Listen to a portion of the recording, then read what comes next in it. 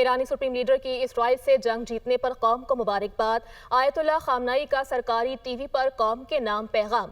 ان کی جانب سے کہا گیا کہ صہیونی باطل حکومت پر فتح حاصل کی، قوم کو مبارکباد پیش کرتا ہوں۔ ایران نے شاندار حملوں سے اسرائیل کو اس کے تمام دعووں کے ساتھ کچل کر رکھ دیا ہے۔ امریکہ نے جنگ میں براہ راست حصہ لیا کیونکہ وہ جان گیا تھا کہ جنگ میں شامل نہ ہوا تو صہیونی حکومت مکمل تباہ ہو جائے گی، لیکن امریکہ کو بھی جنگ سے کچھ حاصل نہیں ہو سکا۔ جیت ایران ہی کے حصے میں آئی۔ ایران نے جنگ میں امریکہ کے منہ پر بھی زوردار تماچا رسید کیا۔ ان کی جانب سے یہ کہا گیا۔ ایرانی سپریم لیڈر کی اسرائیل سے جنگ جیتنے پر قوم کو مبارکباد۔ آیت اللہ خامنائی کا سرکاری ٹی وی پر قوم کے نام پیغام۔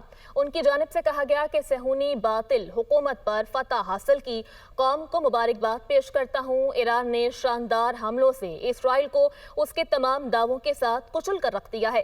امریکہ نے جنگ میں براہ راست حصہ لیا کیونکہ وہ جان گیا تھا کہ جنگ میں شامل نہ ہوا تو صہیونی حکومت مکمل تباہ ہو جائے گی، لیکن امریکہ کو بھی جنگ سے کچھ حاصل نہیں ہو سکا۔